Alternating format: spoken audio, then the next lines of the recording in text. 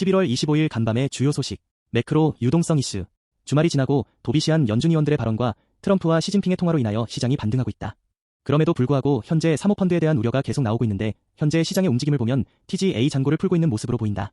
쉽게 말해서 TGA 잔고가 줄어들고 있기 때문. 그러나 근본적인 문제를 해결했다고 보기는 어려운데 역시나 크레딧 이슈이다. 미국 사모펀드 배당 대출 폭증. 사모펀드들이 자신들이 인수한 기업들에게 정크본드를 찍고 그걸로 우리한테 배당을 줘라 라고 요구하는 상황. PEF를 엑시트하는 방법은 여러 가지가 있는데 보통 상장을 하거나 인수합병을 하는 것을 가장 좋아한다. 그러나 그게 여의치 않을 경우에는 유상감자를 하거나 지금처럼 배당 재자본화를 하게 되는데 이 두 가지 방법은 기업의 수명을 깎아먹게 된다.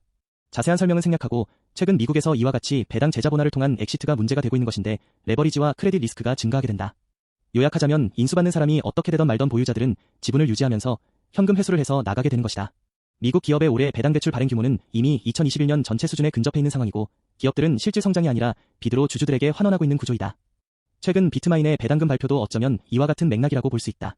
이게 쌓이면 결국 기업 재무 건전성 악화, 정크본드 공급 폭증, 크레딧 스프레드 급등으로 이어지게 되는데 시장에서 우려하는 부분도 바로 이와 같다. 최근 미국의 정크본드 스프레드가 튄 것도 이 흐름이랑 연결된다고 보면 된다. 연준 인사 발언 앤드 채권 시장 반응. 크리스토퍼 월러 연준 이사의 발언의 핵심은 노동시장 침체 우려된다. 금리 인하 필요, 쪽 스탠스 강하게 재확인. FOMC 기자회견 포맷도 바뀔 수 있다고 시사. 이후 시장 반응은 미국 플러스 영국 장기 국채금리의 상승이었다. 전 세계 국채금리들을 보면 현재 장기채 금리들만 튀고 있는 상황인데 부양책을 하는 것은 좋다. 그런데 무슨 돈으로 할 건데? 채권 찍을 거 아냐? 라는 모습을 보이는 것. 이는 결국 정책 신뢰도의 하락과 구조적 고금리의 고착화 시그널로 보여진다. 고용. 오늘 애플에서 수십 명을 감원한다는 이야기가 나왔다. 이번 미국 고용지표 단순 수치만 보면 아직 침체 선언까지는 애매한데 구조를 보면 이야기가 달라진다. 현재 9월부터 감원을 시작한 미국 기업들은 다음과 같다.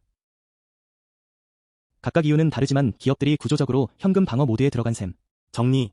채권 자경단의 활동과 유동성 이슈로 인해 시장이 조정받았던 것을 급하게 봉합하고 있는 모습이지만 구조적인 해결은 아직이다. 단기적으로 반등이 나올 것은 분명하나 12월 FOMC에서 1. 금리 인하를 하느냐, vs 안 하느냐. 2. 실제 QT가 중단되느냐. 3. 그 후 발표되는 CPI와 고용지표로 나뉠 것으로 보여진다. 이제부터 지표의 침체의 모습이 보이기 시작할 때인데 이를 부양책을 시작하는 시작점으로 볼지 아니면 침체로 받아들일지 시장의 반응을 보아야 할 것이다.